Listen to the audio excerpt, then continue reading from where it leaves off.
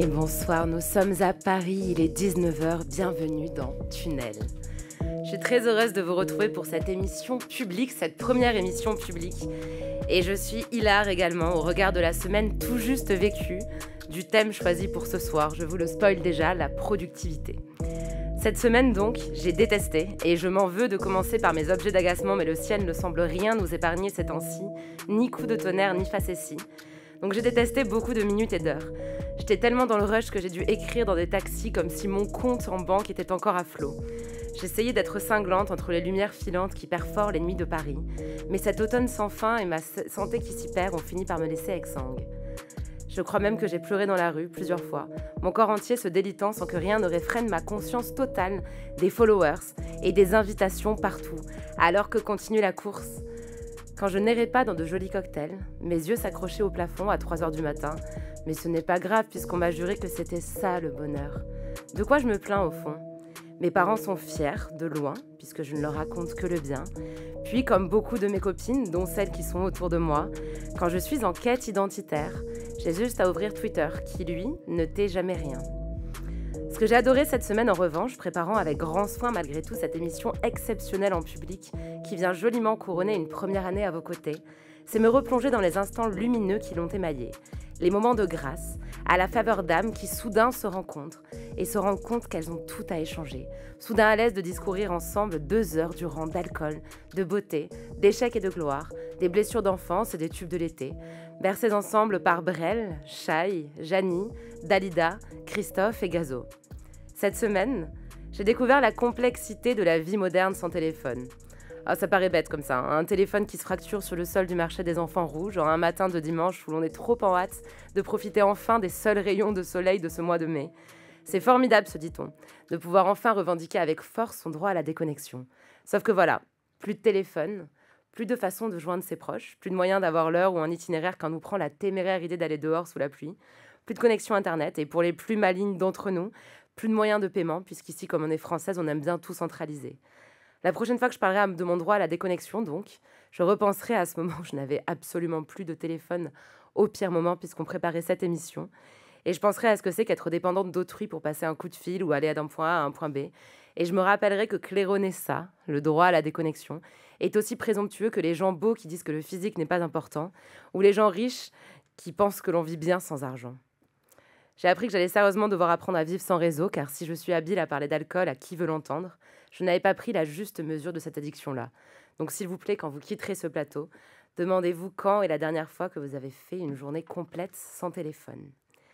Cette semaine, enfin, j'ai écouté en boucle les fulgurances de mes invités de ce soir, au gré de leurs interviews, podcasts, émissions et interventions en tout genre. Un régal. Il se trouve que ce brillantissime plateau est composé de femmes, et ce n'est pas du sectarisme, voyez plutôt mon public qui est composé de tant d'amis hommes. Les questionnements et les vies tout entières de ces invités font écho à ce que je viens de vous laisser entendre de ma semaine bien trop compliquée. Jusqu'à quel point donner la priorité à nos jobs et engagements, à nos jobs engagés et à nos engagements qui deviennent des jobs? Quand faut-il envoyer tout balader parce que l'on ne peut plus? Jusqu'à quel point peut-on courir partout où l'on exige de nous d'être là, avec le masque d'assurance, de rigueur dans nos métiers d'image? Faut-il prendre le temps d'avoir une vie privée, pendant que les champs brûlent, et le monde entier avec lui? Quelles exigences faut-il avoir envers soi-même? Quelles exigences le monde peut-il avoir envers nous-mêmes? Quelles sont les priorités dans la vie? Est-ce que les artistes, les activistes, les journalistes et tant d'autres peuvent se coucher un soir en se disant « Ah, j'ai fini le job ». Ce tunnel étant déjà trop long, j'ai l'honneur de présenter sous vos applaudissements mes invités, Elvire Duvel-Charles, Kiemis, Salomé Saké et Grace Lee. Elvire Duvel-Charles, tu es journaliste, réalisatrice, autrice et activiste féministe. Élément central des luttes de cette nouvelle vague, tu es à l'origine du documentaire et projet Clit Révolution et de l'essai Féminismes et réseaux sociaux qui interroge la capitalisation du militantisme digital. Tu tiens à Paris le ciné-club féministe Tonnerre qui propose une fois par mois de faire des salles de cinéma un nouveau lieu de révolution. D'où est venue cette envie d'ancrer le féminisme ailleurs que sur nos écrans portables où il déferlait? Eh ben, il est venu justement du travail que j'ai fait sur cet essai, donc Féminisme et réseaux sociaux, dont le sous-titre est Une histoire d'amour et de haine, et dans lequel je vais expliquer comment les réseaux sociaux ont servi à la vulgarisation et à la démocratisation du féminisme, notamment à travers MeToo, mais aussi à travers Instagram, tous les comptes sexuels, etc. Et comment est-ce qu'ils ont été enfermés par le capitalisme et qu'on s'est vidé de nos essences. Et donc, j'ai un peu... en faisant tous les entretiens avec les différentes personnes que j'ai interviewées, la nécessité et l'urgence de trouver des lieux où on puisse continuer à discuter hors ligne et arriver comme assez primordial. Et donc, en fait, moi, je suis une férue de cinéma. Et à l'époque, en fait, j'ai un patrimoine que j'ai toujours. Mais du coup, j'avais des abonnés avec qui on faisait des petites sorties cinéma. Mais on était 5, 10, 20. Et je me disais, en fait, ce serait trop chouette si, avec les 120 000 abonnés qu'il y a sur mon compte Instagram, on pouvait faire des cinémas. Et donc, je me suis dit, on n'a qu'à prendre toute une salle de cinéma. Donc, il n'y a pas 120 000 places, mais il y a 250 places. Et c'est déjà chouette de pouvoir s'y retrouver chaque mois. Et avec succès, puisque ces salles, pour y être allées, sont souvent pleines. Oui, et en fait, ce qui est intéressant, c'est que ça va être des personnes qui ne sont pas forcément cinéphiles, donc qui n'ont pas forcément l'habitude d'aller au cinéma et qui vont venir pour le film, certes, mais essentiellement pour la discussion qu'on a après avec la réalisatrice. Et tu as toujours une réalisatrice et une personne, je dis experte, mais en fait, ça peut être une sociologue, ça peut être une journaliste, ça peut être une sage-femme, ça dépend du thème, qui va du coup parler depuis son sujet d'étude à elle et porter un autre regard sur le film. Et du coup, l'idée, c'est vraiment d'avoir une discussion et pas juste une masterclass de cinéma ou de making-of. L'idée, c'est vraiment d'aller au fond des questions, tu vois, que pose le film, des regards différents, etc. C'est le Ciné-Club Tonnerre. Elvire, merci d'être parmi nous. À tes côtés, Qui-Emise. Qui-Emise, tu es autrice, poétesse, conférencière et tu animes des ateliers d'écriture. Tu présentes depuis 1 an l'émission Rends la joie pour Mediapart. Après ton recueil de poésie À nos humanités révoltées aux éditions Métagraphe, plusieurs ouvrages collectifs et l'essai Je suis ton pire cauchemar chez Albin Michel, tu viens de publier et refleurir ton premier roman. Et avec ce roman, Outre mon cœur, tu as gagné le prix Régine Desforges. Qu'est-ce que ça fait de voir les mots qu'on écrit pour se raconter et raconter les siens, toucher les autres à ce point? Je crois que c'est toucher le miracle. C'est toucher le miracle, c'est toucher la joie, c'est pour moi la réalisation d'un rêve d'enfant. Donc la Qui-Emise de 7 ans est ravie en ce moment, elle vit sa meilleure vie là. Et puis c'est aussi, ça me réconforte et ça me conforte aussi dans l'idée que les mots, la littérature, la poésie, c'est vivant, ça touche, ça émeut. C'est une langue qu'on peut tous utiliser pour se raconter, mais aussi parler de nos rêves, à la fois individuels, mais aussi collectifs, de nos libérations, de nos émancipations, de nos beautés, de nos vies plus largement. Merci beaucoup, Qui-Emise. Salomé, de l'autre côté, Salomé Saquet, tu es journaliste, engagée, couvrant brillamment les questions sociales pour bon nombre de médias. Alors, on a France 5, LCP, Arte, mais aussi et surtout depuis 2021, Blast. Très actif sur les réseaux sociaux où tu portes la voix de la jeunesse, tu lui as consacré un livre, Sois jeune et tais-toi, réponse à ceux qui critiquent la jeunesse, paru en 2023. Comment est-ce qu'on arrive à disséquer ainsi les aspirations d'une génération dont on fait soi-même partie? Alors je pense que ça aide d'en faire partie parce que ça m'a permis d'avoir déjà accès à cette jeunesse-là et d'en connaître une partie, mais effectivement ça ne suffit pas.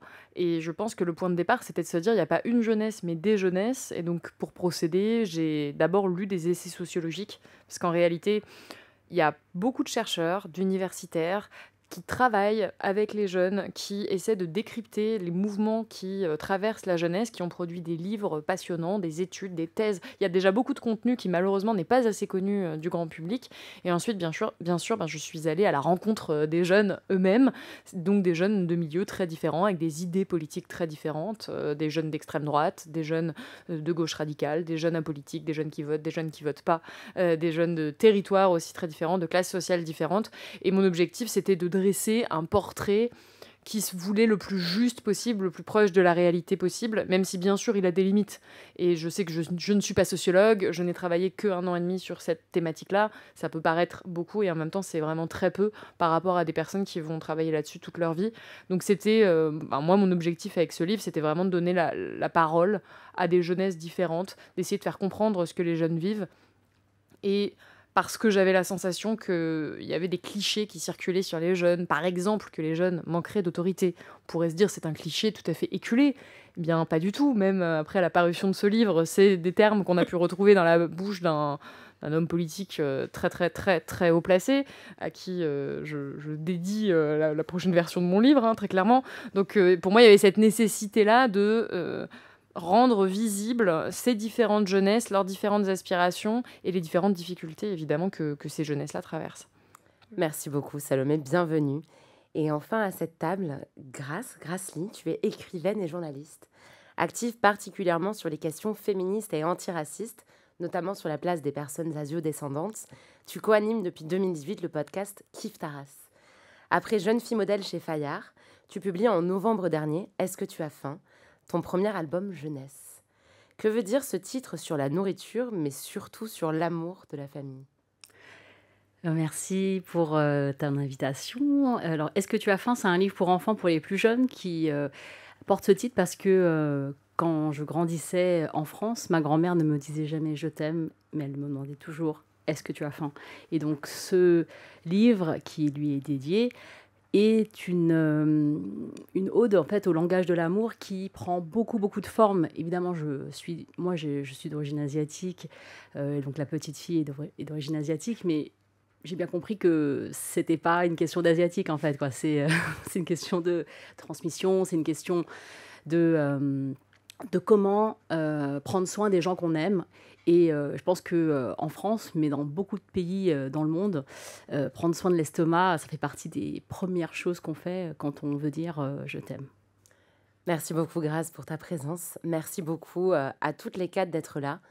Et tout de suite, un premier titre, évidemment relatif à notre thème de ce soir, la productivité. C'est un très très vieux son, c'est TTC, Travailler. Et bienvenue dans Tunnel, si vous nous rejoignez juste à présent. Ce soir, nous parlons de la productivité avec mes invités Elvire Duvel-Charles, Kiemis, Salomé Saké et Grasly. Et bien, tout d'abord, je pense qu'on va faire un peu comme quand on était au lycée et qu'on faisait de la philo. On va commencer par définir les termes.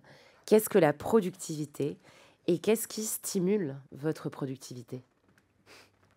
Personne veut y aller. Moi, je pensais qu'on faisait un action vérité. On va faire comme le lycée. Je vais à la bouteille aussi. Qu'est-ce que la productivité ? C'est toi la sociologue. Ah là là. Allez, Salomé. La productivité, d'un point de vue économique, c'est de créer ce qu'on appelle de la richesse ou des points de PIB. Je dirais que c'est quand même ça, aujourd'hui, qui est considéré comme la productivité. J'espère vraiment que je dis pas de bêtises, je suis en freestyle total. Mais justement, la question qui doit se poser derrière, philosophiquement, c'est produire quoi et produire comment. Et c'est pour ça que cette thématique-là, elle est au cœur aussi du travail que je peux réaliser à Blast sur l'écologie et l'économie. C'est que c'est les questions qu'on doit se poser aujourd'hui. Et alors, puisque je crois qu'on va aussi l'aborder d'un point de vue personnel, nous, notre travail de journaliste, c'est de produire du contenu journalistique, de produire donc des émissions, de produire des livres, de produire des articles. Et effectivement, c'est compliqué dans une société qui encourage beaucoup la productivité, de toujours produire, d'être dans une forme d'utilité de son temps, d'avoir du temps pour soi qui vraiment ne sert à rien. Et donc, moi, en tant que journaliste, par exemple, j'ai beaucoup de mal à pas lire des essais ou à ne pas lire des choses qui vont être utiles dans le cadre de mon travail un petit peu plus tard, ou à ne pas regarder des films qui sont des films sociaux, qui sont des films féministes, qui sont des films que je vais pouvoir ne serait-ce que citer dans cette émission. Et donc finalement, la question qu'on peut se poser d'un point de vue philosophique, c'est qu'est-ce qui n'est pas de la productivité ? Voilà, je vous laisse...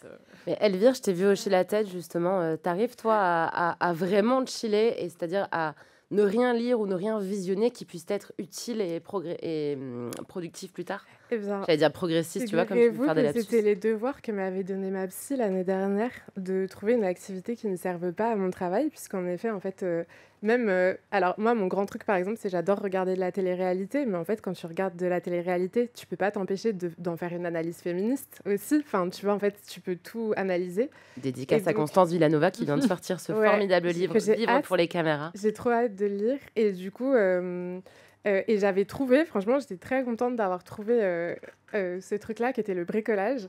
Et Ah, mais c'est et j'ai utile. fini un par peu. lancer une émission de bricolage qui est en cours. Donc, en fait, c'est transformé en travail. Donc, en fait, j'ai réussi puis échoué. Mais c'est utile, non, parce que moi, c'était du bricolage pas utile. C'était juste D'accord. du DIY, ça sert à rien, c'est moche. Tu l'as Ok. fait, ça sert à te faire plaisir. Et c'est une satisfaction, tu vois. Ok. Pas forcément de la réparation, mais juste apprendre à faire des trucs. Qui est Miss, toi, t'arrives à faire des choses juste pour les faire sans que ça ait un but final. Alors, J'imagine. totalement, je crois que je trouvais super intéressant ce que tu disais, Salomé, sur justement l'utilité. Parce que pendant le Covid, quand tout s'est arrêté, il y a eu une vraie distinction entre les activités qui étaient considérées comme étant essentielles et les activités qui étaient considérées comme non essentielles. Et donc, dans beaucoup de ces activités, il y avait toutes les questions qui étaient liées à l'art. Alors que pourtant, ce sont des industries qui créent beaucoup, qui sont très productives, et à la fête et aux réunions, etc. Donc, moi, comme je suis déjà poétesse, je pense que les gens, quand ils entendent quelqu'un qui se dit poétesse, ils se disent bah, elle dort beaucoup. Et c'est vrai. C'est vrai, je dors beaucoup. Donc ça, c'est pour répondre à ta deuxième question. Et aussi, je crois qu'il y a je pourrais répondre à titre individuel, mais je pense que je suis assez privilégiée parce que mon temps, c'est moi qui le contrôle. Parce que quand on parle de productivité, c'est souvent ça. On considère que les gens, ils doivent optimiser leur temps. Et c'est très à la mode aussi dans le développement personnel. Et moi, bon, bah, comme je suis quand même relativement en contrôle de mon temps, bah, j'ai des plages où je ne fais rien. La terre est en jachère. Mon cerveau est clairement en jachère. Mais c'est parce que je considère que c'est nécessaire. Et aussi parce que je pense que je suis privilégiée.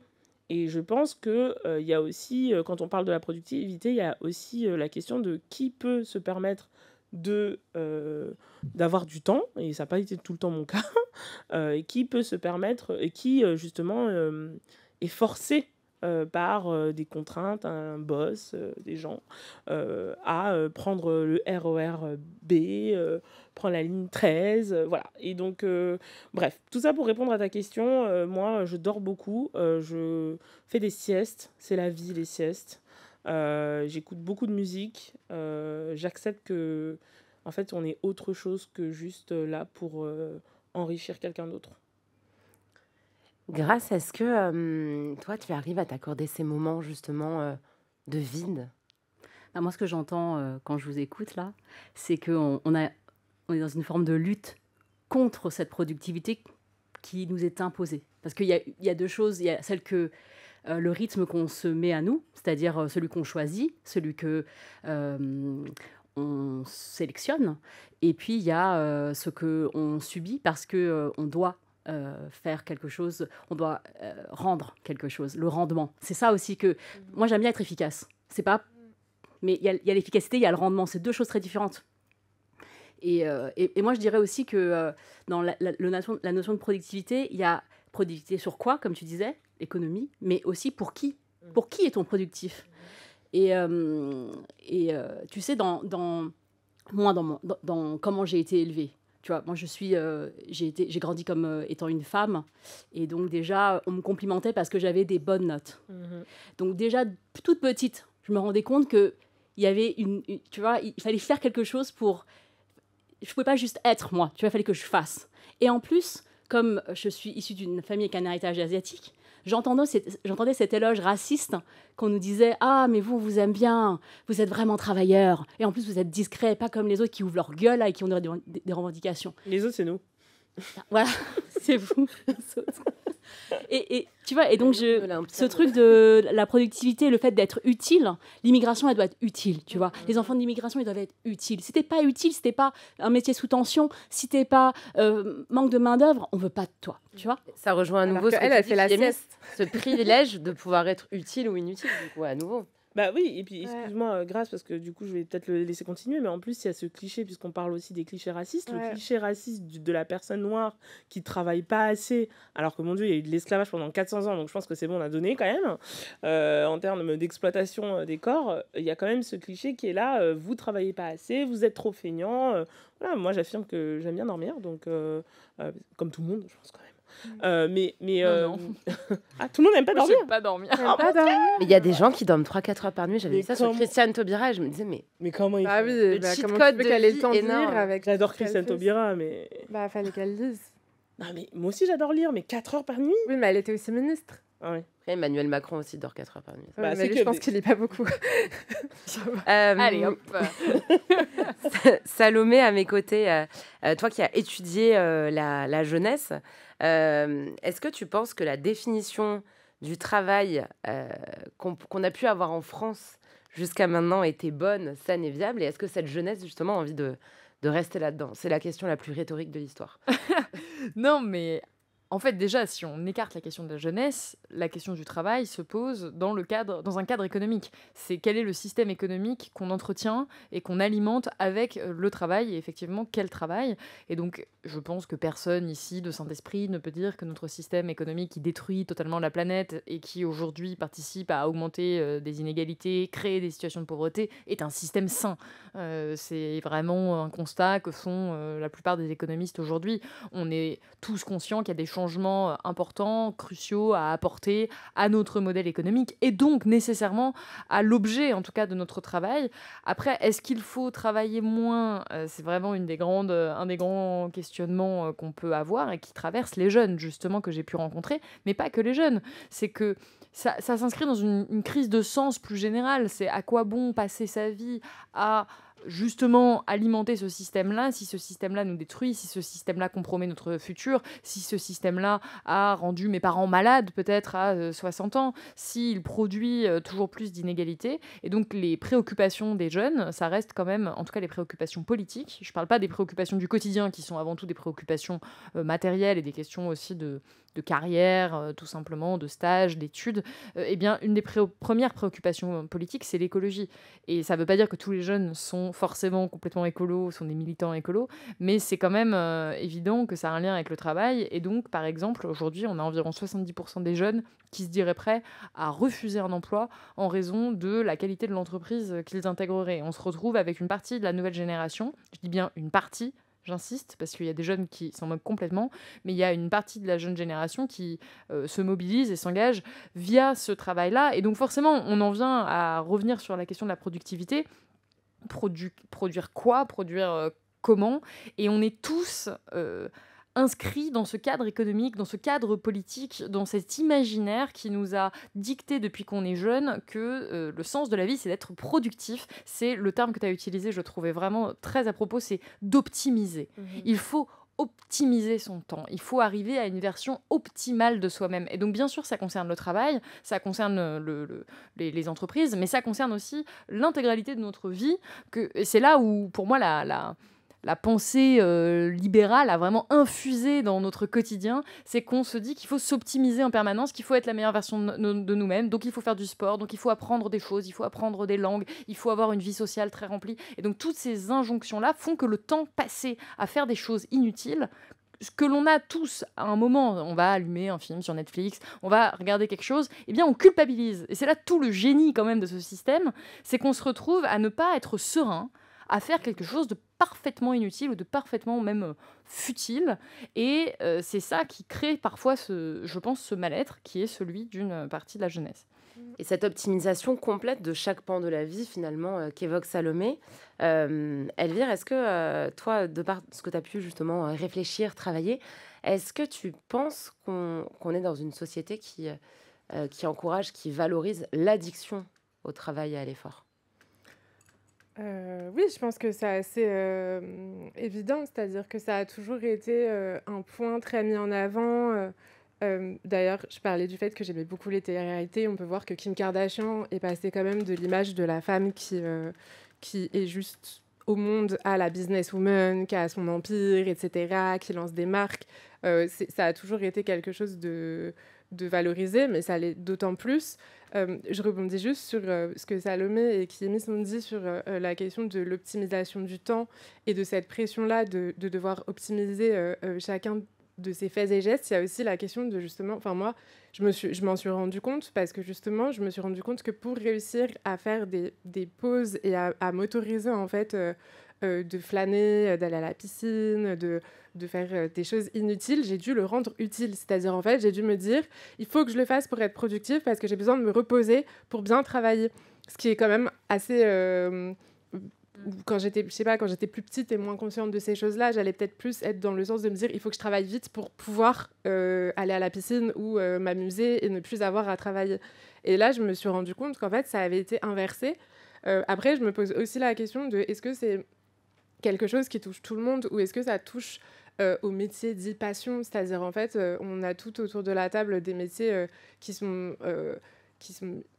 complètement imbriqués en fait avec un militantisme qui fait que on milite aussi par ailleurs de manière bénévole, donc en fait il y a aussi ce mélange là entre tes convictions et ton travail et je pense que ça rend le travail encore plus difficile typiquement, moi, j'avais pas cette manière de travailler quand je travaillais chez TF1 pour une émission qui m'intéressait pas. Donc, je pense qu'il y a aussi le fait que dès qu'il y a un enjeu émotionnel qui rentre de valeur, ça devient beaucoup plus difficile d'arrêter tes journées à 19h.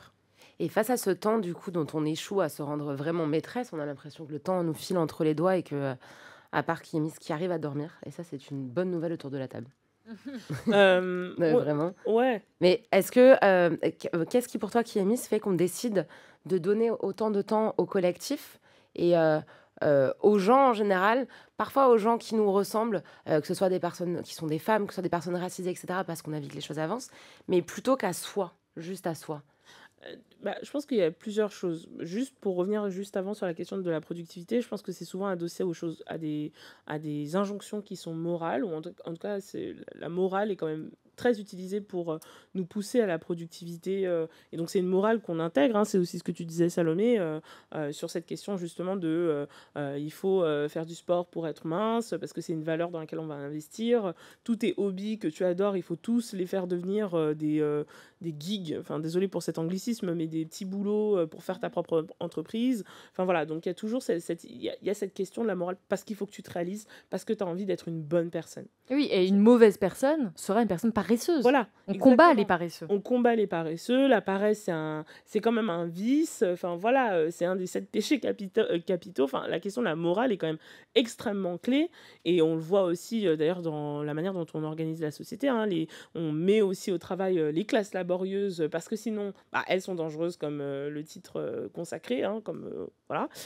Donc, il faut aussi occuper son temps et son cerveau, parce qu'il ne faut pas que les gens aient non plus trop de temps pour réfléchir à leur vie, réfléchir au système dans lequel on est. Donc, va faire ton jogging. Je suis très respectueuse des gens qui font des joggings, hein, tiens, juste à le préciser quand même.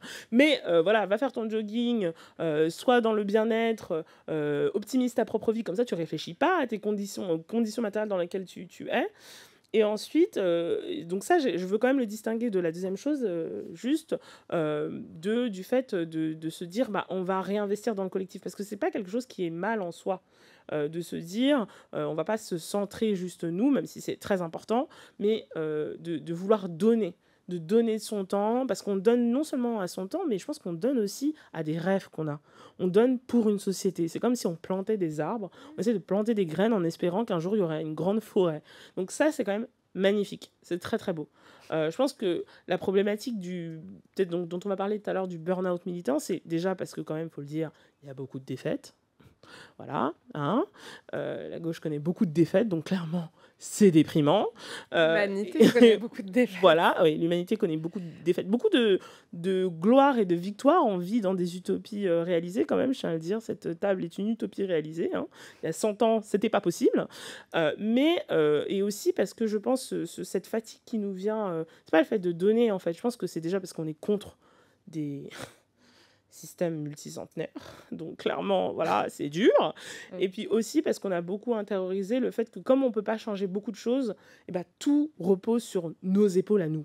Ce qui n'a aucun sens. Soyons réalistes, soyons un peu humbles. Tout ne repose pas sur juste nos épaules. Mais vu qu'on n'a pas beaucoup de pouvoir, vu qu'on a l'impression qu'on est un peu coincé dans nos situations, on va se dire, la seule chose, enfin c'est ma théorie, je finis ma tirade, la seule chose sur laquelle on a du contrôle, c'est nous. Alors on va tout donner. Et forcément, du coup, ça fait un burn-out parce que c'est pas tenable. Alors que si on divise un peu la charge, si on essaie de se dire, bon, si je vais dormir, il y aura quelqu'un d'autre, je pense que ça irait déjà un peu mieux.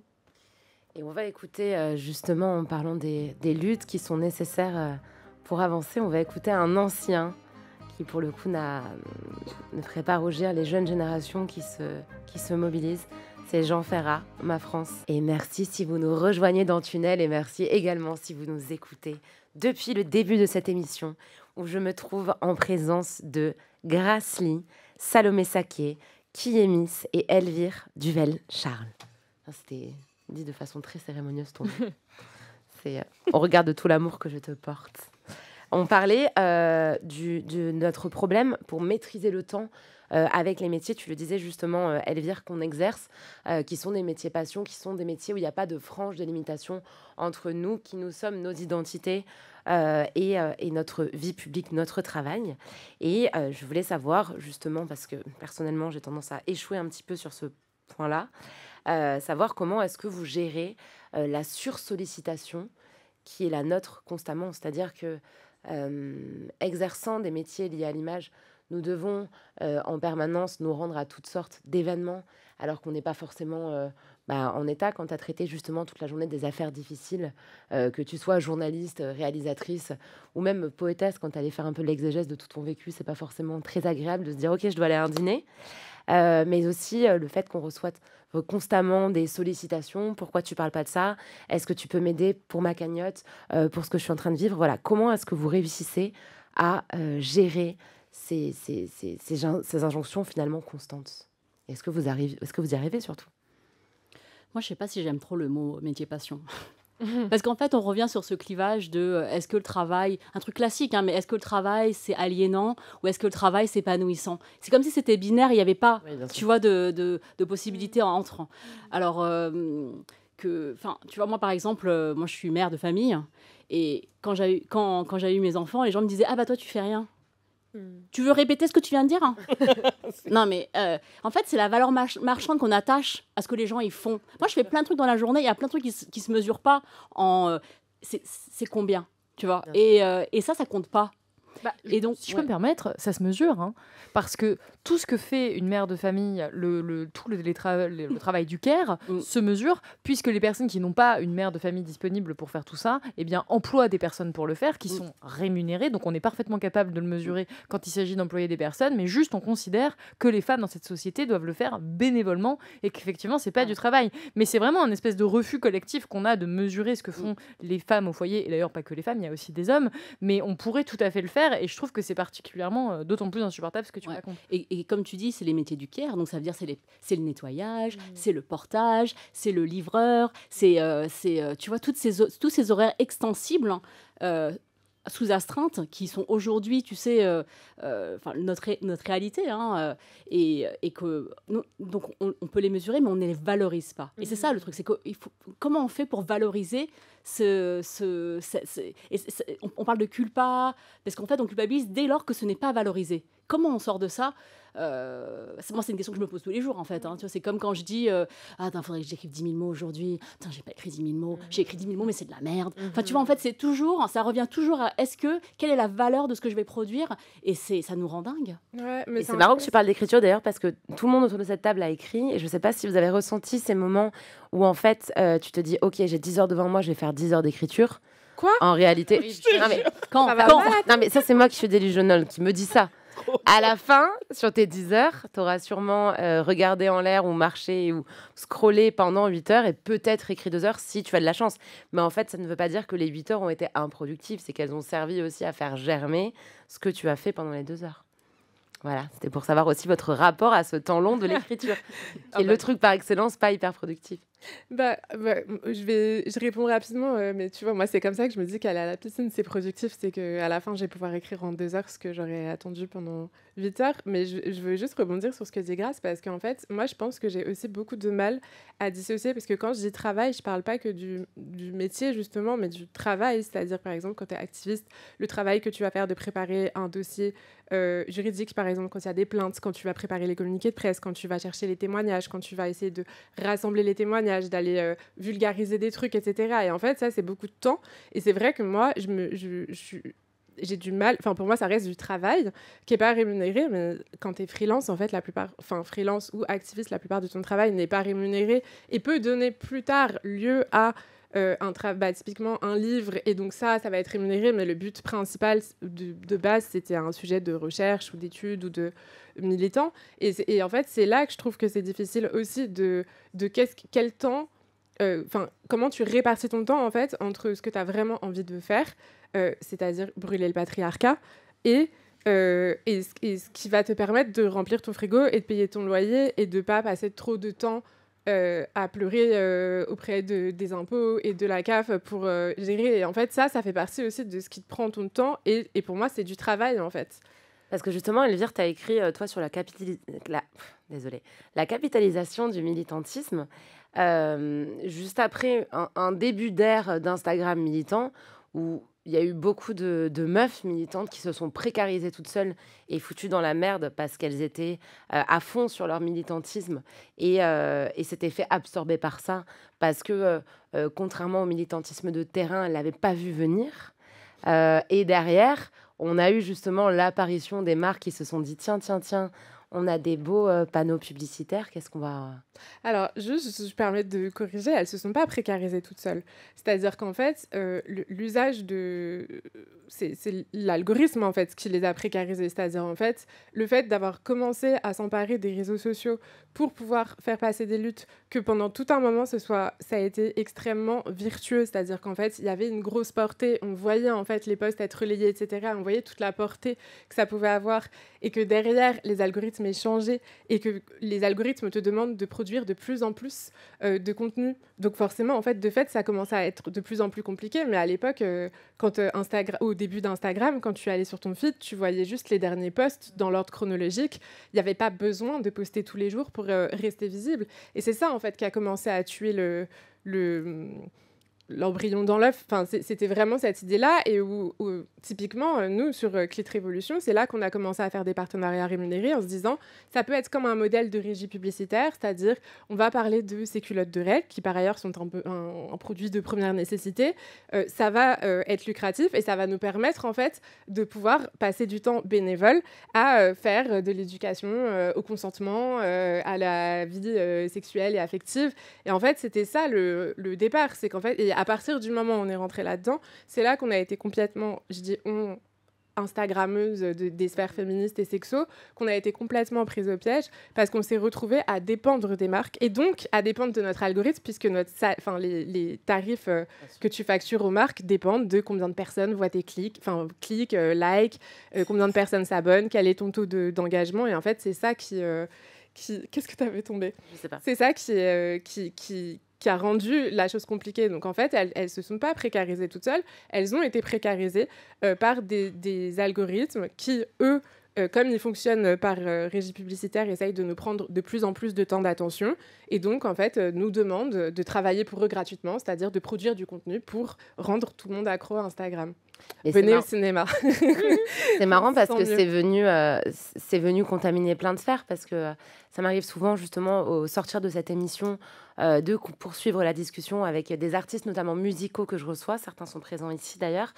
Et j'ai eu cette discussion il y a 2 semaines avec 2 musiciens, 2 gars qui font des choses assez différentes l'un de l'autre, et qui me disaient en fait on a un problème, c'est que tous deux, on se retrouve à devoir être créateurs de contenu et bons créateurs de contenu, parce que sinon l'algorithme ne nous voit pas et notre musique ne marche pas. Toi, Kyémis, comment donc toi, tu es artiste, tu es poétesse. Comment tu te positionnes par rapport aux réseaux sociaux ? Alors déjà, il y a plusieurs choses. Moi, j'étais beaucoup sur Twitter, X, mais qui dit X concrètement ? Feu Twitter. Non, personne dit X. Bref. J'étais beaucoup sur Twitter, et j'avoue que la manière dont je tweetais, je pouvais pas imaginer, je pense que ça a été le cas de beaucoup de gens, je pouvais pas imaginer de ce que ça allait donner. Moi, j'ai toujours aimé écrire, mais quand j'écrivais, sans trop de ligne éditoriale. Enfin bon, je parlais beaucoup de questions d'antiracisme évidemment et de sexisme, mais bon, je tweetais comme je parlais. Enfin, donc la question de l'audience, je pense que je l'ai pas réalisée comme peut-être d'autres personnes l'ont réalisé, et puis c'était un peu plus tôt aussi. Donc vraiment, j'avais pas idée que ça allait donner ce que ça donne maintenant. Et sur Instagram, au grand désespoir de mon attachée de presse, elle sera ravie que je dise ça, je suis nulle. Donc, mais j'ai accepté le fait d'être pas bonne. Je me dis que bon, tant pis. Enfin, voilà, on peut pas être bonne partout. Je devrais me former, c'est un boulot. Je l'ai fait de manière pas très bonne. Donc, chacun son talent. Moi, c'est pas mon talent et j'avoue que je préfère passer du temps à rêvasser et donc du coup à pouvoir écrire la poésie que de réfléchir à me former sur la question des réseaux sociaux. Donc voilà, je pense que j'ai pas un détachement, mais je suis ravie de voir que ça marche. Je suis ravie de voir que... Je vois en fait des gens qui sont talentueux là-dedans. Elvire est super talentueuse, par exemple. Moi, non. Chacun son endroit. Donc voilà. Et ensuite, sur la question des réseaux sociaux, je pense que... Et j'ai envie de reparler un peu de l'activisme aussi, parce que je pense que c'est important. Je pense que le problème aussi qui est arrivé sur pas mal de personnes, c'est que justement, elles sont isolées. Quand je veux dire elles sont isolées, c'est-à-dire qu'elles ne sont pas dans des structures. Moi, c'est pas trop mon truc d'être dans des associations, etc. Mais de fait, ça protège en fait les collectifs. Parce que déjà, quand tu vas au collectif, tu vas dans un local, tu vas à certaines heures du local, le local est fermé quand il est fermé. Et puis voilà. Alors que le problème, je pense, des réseaux sociaux, c'est que le réseau social, il est tout le temps dans ton téléphone, en fait. Donc tu vas forcément, comme beaucoup d'entre nous qui sommes addicts à ça, tu vas ouvrir Instagram, tu vas ouvrir Twitter, parfois tu vas ouvrir tes mails à toute heure du jour et de la nuit, et donc du coup tu t'arrêtes pas en fait, c'est ça le problème. Alors que quand tu es dans une association, déjà tu sais qu'il y a aussi plusieurs autres militants et militantes. Je dis pas qu'il n'y a pas de burn-out militant dans des associations, je pense que c'est aussi le cas, mais je pense qu'il y a quand même un truc de collectif qui protège, alors que souvent, et c'est ce que j'entends beaucoup quand je parle à des Instagrammeuses, des influenceuses, etc., elles sont seules face à des milliers de commentaires. Bon, personne ne peut faire ça en fait, c'est intenable de base. Donc je pense que l'isolement aussi, le fait qu'on soit de manière comme ça, de manière individuelle, ça crée deux choses. La première chose que ça crée, c'est que on pense que si on arrête, c'est la fin de la lutte, ce qui n'est pas vrai. Je tiens à le répéter, je le dis en joie, je le dis vraiment en joie, parce que moi ça m'a ravie de me dire que la lutte elle s'arrête pas avec moi. Donc il faut être, c'est pas faut être humble, mais je pense qu'il faut avoir de l'humilité en se disant en fait je suis pas tout seul.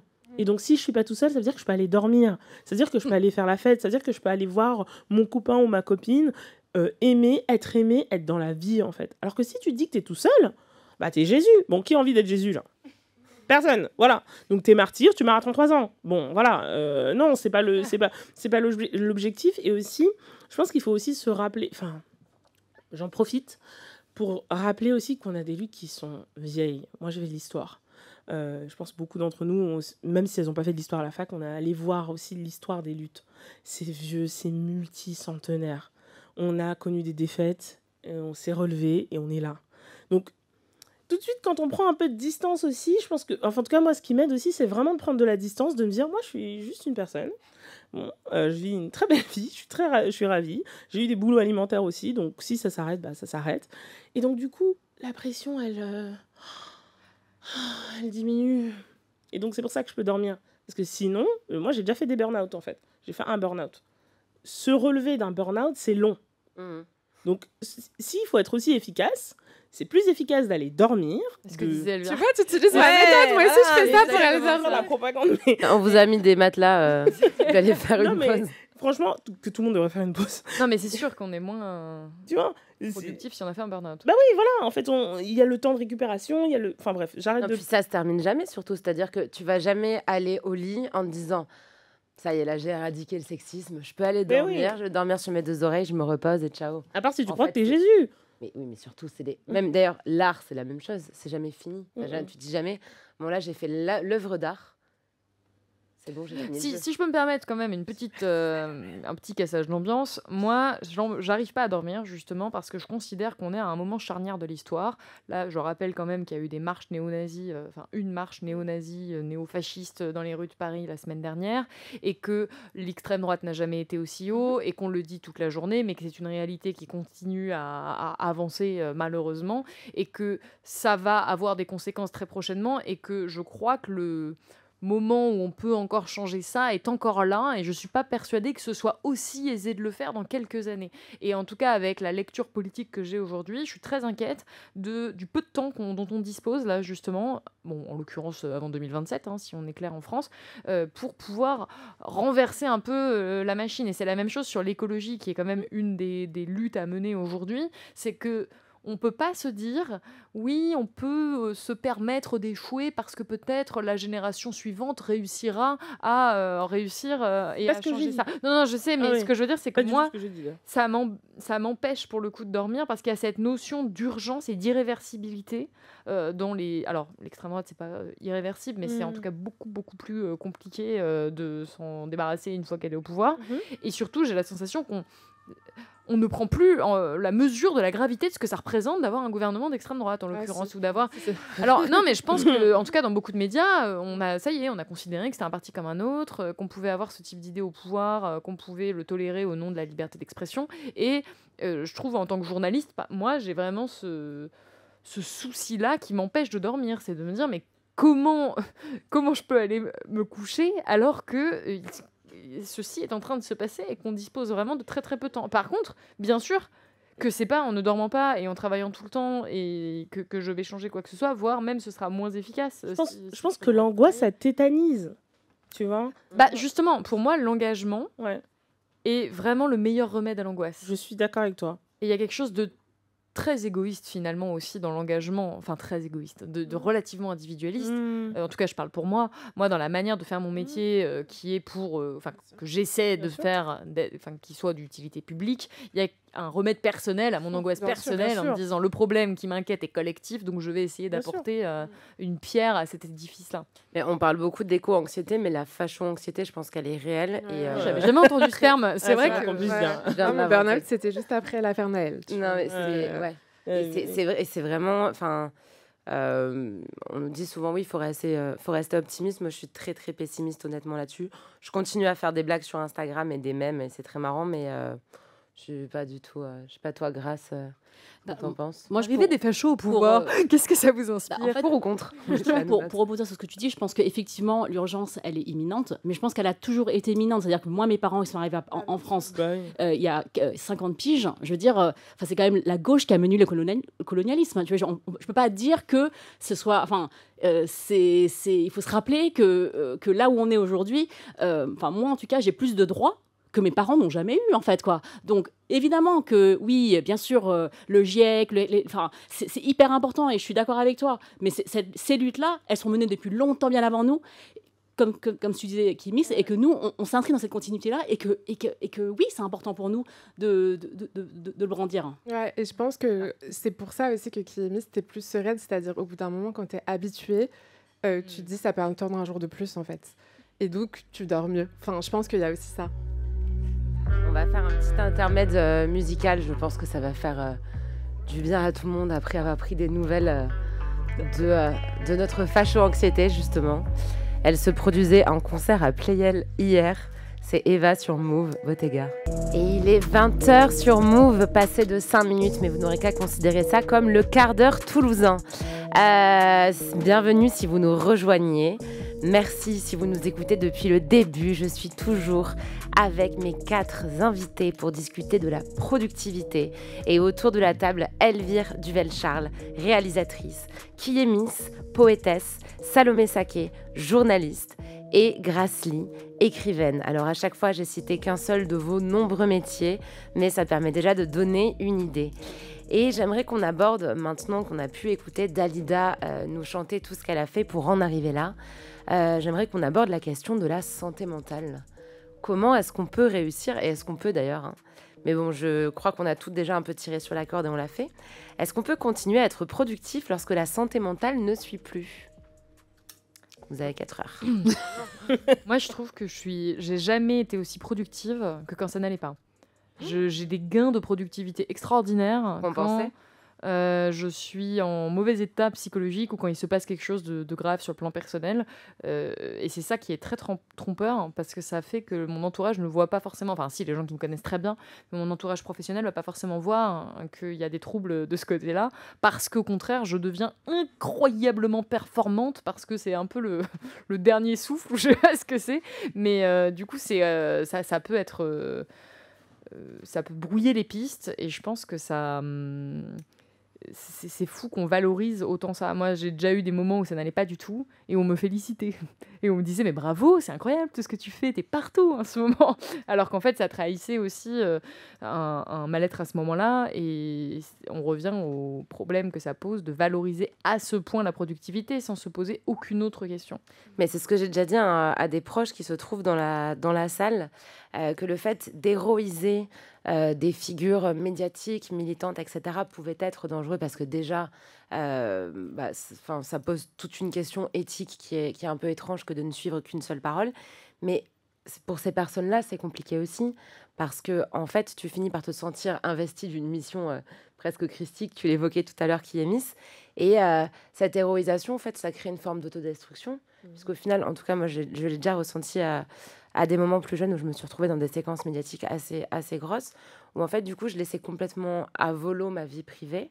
Bien sûr. Du coup, je me réfugiais dans le taf, parce que ma vie privée, de toute façon, vraiment, c'était terrible. Et du coup, quand je voulais arrêter un petit peu de bosser, je me disais, ah, mais qu'est-ce que je peux faire d'autre? Puis tu retournes à ta vie privée, et tu es là, ah ouais, mais en fait, il n'y a rien, donc je vais rebosser. Et je sais pas si du coup, tu as vécu ces moments-là de travailler énormément pour compenser, en fait. Ah, mais complètement, et surtout dans mon cas, moi j'ai fini par avoir des problèmes de santé physique parce que les problèmes de santé mentale, dans mon esprit, n'en étaient pas vraiment, en tout cas en ce qui me concerne. Et donc que ça ne justifiait pas une seconde de devoir s'arrêter, bien au contraire.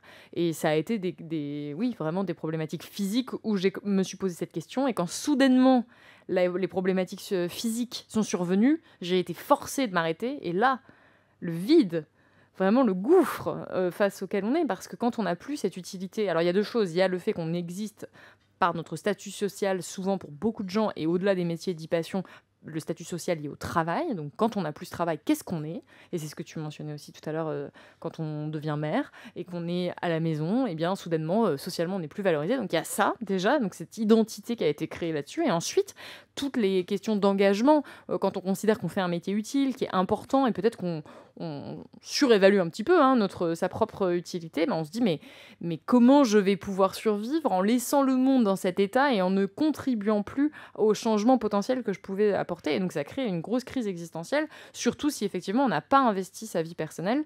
Et aujourd'hui, moi c'est un conseil que je donne à tous les jeunes journalistes, parce que quand on est journaliste, qui est un métier quand même très concurrentiel, il y a beaucoup de compétition, il y a peu de place, on est précaire, on a tendance à nous pousser, à dire faut tout accepter, il faut tout faire, il faut y aller, il faut se donner à fond. Et d'ailleurs l'entourage professionnel encourage vachement ça, et on ne valorise pas du tout les moments qu'on va passer dans sa vie privée, que ce soit avec ses amis, sa famille, son couple, et on se dit que c'est une perte de temps, et je parle encore plus en ce qui concerne les moments dits inutiles. Et évidemment, quand tout s'effondre et quand on n'a plus le travail, on regrette bien de ne pas avoir investi sa vie personnelle. Donc moi, ce que je dis à tous les jeunes journalistes, c'est surtout n'acceptez pas tout, pas à n'importe quel prix. Bien sûr qu'il faut montrer de la motivation, bien sûr qu'il faut travailler si on veut réussir dans une carrière, un métier, une passion, quelle qu'elle soit, mais ça a des limites, et on ne le dit pas assez, vraiment, on ne le dit pas assez, et on valorise même dans les récits, qui sont les récits de personnes dites qui ont réussi, ou des gens qui sont des youtubeurs, des influenceurs, des journalistes, des auteurs, des chanteurs. Le récit de soi qui est mis en scène est souvent le « j'ai travaillé jusqu'à la mort », enfin vraiment j'ai fait n'importe quoi, et c'est romancé, et on raconte ça en disant à cette époque où vraiment je n'avais plus aucune vie familiale. Je pense à Cédric Grolet, récemment j'ai vu son récit passer, qui raconte à quel point il a arrêté d'avoir toute vie personnelle, toute vie pour pouvoir se sacrifier comme ça pour sa passion, et c'est valorisé. Et je pense que c'est un problème que ce soit valorisé comme ça à ce point socialement, et qu'il faudrait dire aussi aux jeunes qui sont dans les écoles de quoi que ce soit d'ailleurs, de dire attention, en fait on fait pas on ne réussit pas dans un métier donné à n'importe quel prix, et c'est aussi important d'avoir cette vie personnelle-là, bien sûr pour pouvoir être productif plus tard, ou pas, en fait. C'est juste qu'il faut que si demain votre métier s'arrête, vous n'ayez pas rien à côté, à mon avis, en tout cas. Qui est Miss, toi, tu évoquais tout à l'heure le burn-out, c'est ce dont Salomé parle également. Est-ce que tu t'étais, toi, ouverte publiquement sur cet état à ce moment-là? Pas vraiment, mais en même temps, je suis, enfin, comment dirais-je? Pour le coup, je pense comme beaucoup de personnes, beaucoup de femmes racisées, beaucoup de femmes noires, la question de la vulnérabilité, c'est une question qui est très compliquée parce qu'on est souvent dans des positions sociales où il faut tout tenir, il faut avoir l'air parfaite, sinon, ben, voilà, et même quand tu es parfaite, ce qui est, je tiens à le rappeler quand même, pas, la perfection ne fait pas partie de l'expérience humaine, je tiens juste à le dire. Mais quand tu n'es pas parfaite, tu te vois reprocher tout et n'importe quoi. Donc non, pas forcément, mais du coup j'ai appris à le dire. C'est pour ça que la première chose que j'ai dit, c'est que j'aimais dormir. Voilà. Et je tiens à rappeler quelque chose, le repos, c'est de gauche. D'accord? Le repos, c'est de gauche. Mais on rit quand on dit ça. Mais en fait, le repos, c'est un acquis social. D'accord? Le repos, le fait qu'on puisse tous se reposer, certains d'entre nous puissent aller en vacances, qu'on a une réduction du temps du travail, ce sont des acquis sociaux. Des gens se sont battus pour ça. On vit, encore une fois, comme je disais tout à l'heure, on vit dans une utopie réalisée. D'accord? Donc, c'est-à-dire que des gens aux États-Unis, vous voyez, parfois on voit ces messages sur les réseaux sociaux où les gens disent « Oh là là, en France, dis donc, ils font jamais rien. » Donc, eux-mêmes, pour eux, c'est un rêve, ce que nous, on vit. Donc, quand je dis ça, ça veut dire quoi? Ça veut dire que être dans une société aussi qui ne valorise pas le repos, on le dit depuis tout à l'heure, c'est politique. Mais nous aussi, on peut aussi se dire que dormir, c'est politique. D'accord? Dormir, choisir de désinvestir le temps de la productivité, c'est politique. Alors, on en discutait tout à l'heure. Quand je dis dormir, je ne dis pas rien faire. Enfin, si je dis rien faire, mais ce que je veux dire, ça ne veut pas dire rien faire dans toute sa vie. Mais après tout, il y a des gens qui existent. Et en fait, je tiens juste à le rappeler, c'est suffisant de juste exister. De mon point de vue de poétesse, c'est déjà absolument magnifique. C'est merveilleux. On est déjà plein juste en existant. D'accord? Mais ensuite, voilà, comme je disais tout à l'heure. Après, si on veut organiser la société, oui. je vais être la personne de droite de cette soirée. Si on veut organiser la société et que ça fonctionne et qu'on ait des institutions qui fonctionnent, et on a quand même besoin que tout le monde n'existe pas juste et qu'il y ait quand même une forme d'utilité minimale des individus, d'un certain nombre d'individus en tout cas. Je pense que de toute façon, dans la mesure où l'organisation provient de notre survie, on va forcément s'organiser, en fait. Moi, mon discours, il vient dans un contexte. Si on était dans une société... Enfin, je veux dire, c'est performatique. Enfin, en fait, tout à l'heure, on disait qu'est-ce qu'on crée? On crée du contenu. Moi, je pense qu'on crée du discours. On crée du rêve. Donc là, moi, quand je dis ça parce que je suis dans une société qui va totalement à l'inverse de l'idée du repos. Si je savais que on nous disait ça va être les 32 heures ou les 28 heures ou le temps du revenu universel, je dirais autre chose. Je dirais on peut consacrer son temps, on peut le donner. Mais là, on n'est pas dans cette société, clairement. On est dans une société où on se trouve cool de ne pas avoir de place dans notre agenda. Voilà. On est dans une société où on se trouve cool de dire « Oh, je dormirai quand je serai mort. » Hein? Enfin, voilà. Donc, c'est pour ça que je dis ça. Évidemment, ça ne veut pas dire devenez des larves toute votre vie et puis de toute façon, vous allez vous dessécher et mourir. Donc, non, il va falloir quand même aller chercher à manger. Enfin, voilà. L'instinct de survie va kick in. Donc, voilà, je crois que ça, c'est possible. Et l'organisation de la société, après tout, il est là pour faire qu'on survive. Mais voilà, je voulais juste rappeler ça. Pardon, j'ai fait une longue tirade. C'est le but, l'émission s'appelle Tunnel qui est mis. Je suis professionnelle. Donc mais voilà. Ce dont tu parles, c'est beaucoup l'équilibre en fait à trouver. Grace, toi, tu disais que tu es maman. Est-ce que c'est quelque chose que tu arrives à faire justement, trouver l'équilibre entre tes engagements, fussent-ils bénévoles ou en tout cas non lucratifs, entre les choses qui sont lucratives et entre du coup une vie privée où tu puisses aussi à des moments kiffer toute seule et kiffer en famille? Alors moi je vais dire un truc, c'est parce que j'ai une famille que je peux faire ce que je fais aujourd'hui. Les discours de t'as plus de vie parce que t'as un enfant, c'est complètement anti... c'est le contraire de ce que j'ai vécu en fait. C'est depuis que je m'occupe d'autres personnes que moi que je fais exactement ce que je veux. Parce que tant que j'avais que moi à gérer, eh bien je voyais pas ce que je pouvais faire. Et maintenant que mon temps est compté, et que c'est pour ça que quand on parle de productivité, c'est de quoi on parle. Moi, le matin, j'ai déjà fait 3 petits déj, j'ai révisé Pythagore, j'ai fait la paléontologie, tu vois, Beaumarchais, et après, je fais d'autres trucs qui sont considérés, tu vois, organisationnels, logistiques. Mais sans la logistique, on n'est rien, en fait. Si t'as pas de culotte propre, je suis désolée, ta vie, elle peut pas bien commencer la journée. Et donc, en fait, c'est grâce à cet ancrage que j'ai chaque jour au quotidien que je retrouve mon centre. Et donc, moi, cette notion de l'esprit de sacrifice, je suis contre. Évidemment que en fait, le travail, c'est pas un esprit de sacrifice. Moi, j'ai une famille qui s'est sacrifiée pour moi parce qu'ils étaient exilés et que le sacrifice n'était pas un choix, c'était imposé. Ma mère, elle était sacrificielle, mais pas parce qu'elle avait le choix. C'est parce que, tu vois, voilà, tout recommencer à zéro, pas de soutien, pas de crédit à la banque, pas d'héritage, etc. Mais moi, aujourd'hui, si elle a fait ça, c'est pour que moi, j'ai un esprit de jouissance qui me permette de ne pas m'oublier pour mourir moins vite, en fait, quoi. Et que, donc ça, je l'ai à l'esprit et mes enfants, quand je les vois grandir, je me dis, ils veulent avoir une maman longtemps, en fait, quoi. Ils n'ont pas envie que je m'éreinte ou que je fasse des trucs qui soient à l'encontre de moi. Et donc, oui, que c'est grâce aux contraintes que je me suis choisie et aux contraintes que je ne suis pas aliénée par mon travail. Elvire Duvel-Charles, du coup, on parlait d'équilibre et de comment justement ménager ses vies et les faire cohabiter ensemble et en fait qu'elles soient un cercle vertueux les unes pour les autres. Elvire, toi, j'y faisais référence tout à l'heure pendant l'introduction un peu en riant, mais en vrai, le clin d'œil était réel. Tu es souvent une bonne oreille dans les milieux militants féministes et tu conseilles un peu tout le monde et je pense qu'il y a des personnes dans la pièce qui pourront en attester. On voit Claude Emmanuel dans le public qui envoie des bisous, qui est déjà venu dans l'émission. Rappelez-vous, c'était en novembre autour du corps et de la mode avec Chris qui est aussi dans la pièce, Christelle Vakima.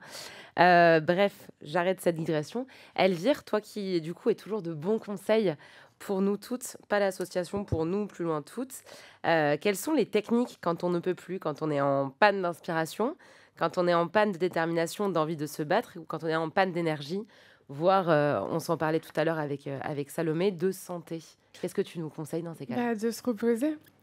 De se reposer, c'est exactement la conversation qu'on avait aussi pendant la musique et ce que dit Kiemis, c'est-à-dire, je pense que en fait, je pense que tu as des étapes dans ta vie d'activiste. Moi, j'ai commencé à militer en 2012 chez Femen, donc vénère, ambiance garde à vue, action 24/24, on vient en squat, on est tout le temps, on mange Femen, on dort Femen. On était là tout le temps et on était un peu un grand groupe. Oui. Tu peux raconter l'anecdote sur le pape ? Sur le pape ? Oui. Quelle anecdote ? Il n'y a pas une anecdote sur le pape ? Non. Ah, je croyais que vous aviez montré vos seins. Ah si, j'ai montré mon sein au pape. Il a démissionné le lendemain. C'était pour le mariage pour tous. Ouais. Et j'ai sauté sur la voiture de DSK. Mais bon, tout ça pour dire que c'est très physique. Donc en plus d'être fatigant psychologiquement et d'être...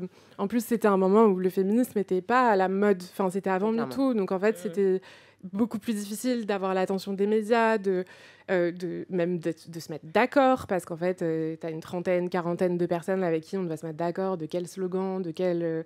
Et en fait, je pense qu'au début, tu as ce truc-là, ce sentiment qu'en fait, chaque jour compte et qu'il faut pas que qu'en fait, ta présence et ton énergie est primordiale et qu'en fait, si tu pars, tout s'effondre.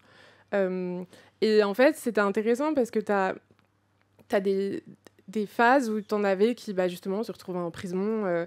Notamment, il y en a qui se sont retrouvés pendant 1 mois, je pense, en prison en Tunisie, 3 activistes, et qui faisaient partie du noyau dur. Et en fait, on s'est rendu compte qu'au moment où elles n'étaient plus là, celles qui étaient un peu plus en retrait et qui d'habitude allaient moins venir souvent au QG, allaient moins travailler au QG, allaient commencer à s'emparer en fait de responsabilités. Et du coup, ça nous a appris qu'au final, peut-être que parfois, quand on n'est pas là et qu'on laisse la place, il y a d'autres personnes qui prennent cette place au sens positif et noble du terme. Et donc oui, en fait, il faut apprendre à se reposer. Et moi, c'est un truc que j'ai appris avec le temps, de me rendre compte, de voir des amis qui parce qu'en fait, on est toutes passées par là encore aujourd'hui. Moi, je te disais, l'affaire Naël, pendant 3 mois et demi, 4 mois, j'ai pas pu travailler. Pendant 2 semaines, je pouvais pas manger. Physiquement, pour le coup, moi, ma chance, entre guillemets, c'est que quand je vais mal, physiquement, ça suit pas. Donc, en fait, j'ai pas le choix. J'ai de l'eczéma partout sur la gueule. En fait, y a pas de... je peux pas le cacher et je peux pas faire semblant de pas être au courant. Donc évidemment qu'il y a des moments où tu te dis, en fait, on va jamais y arriver. En fait, ça sert à rien. J'ai dédié ma vie à une cause perdue. Et justement, c'est dans ces moments-là que c'est bien de se rappeler que juste être, ça suffit. C'est-à-dire que moi, typiquement, j'ai la chance d'avoir une mère qui a une maison à la campagne avec un potager. Et du coup, ma journée, c'était juste faire à manger, aller cueillir les fruits et les légumes et faire à manger et peut-être regarder un peu un livre ou faire un puzzle et puis ensuite refaire à manger. Et je me disais vraiment, mais comment je fais d'habitude à Paris pour faire tout ça, c'est-à-dire manger 3 fois par jour, prendre ma douche et tout, et en plus rajouter des choses, alors que vraiment la journée, elle est passée très vite, j'ai pas eu l'impression de ne rien faire, et pour autant, d'habitude, je fais ça comme si c'était vraiment les mini-trucs que tu mets même pas dans ton agenda.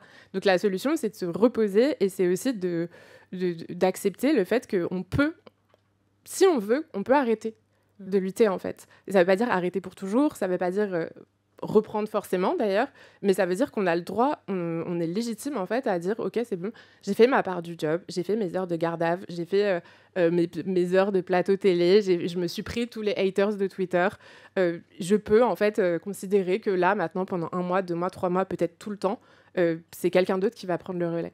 Tu parles de recentrage. Salomé, toi, au moment où, justement, on fait un burn-out et on n'est vraiment pas bien sur le flanc, qu'est-ce qu'on remet dans sa vie, qu'est-ce qu'on réinjecte pour aller mieux?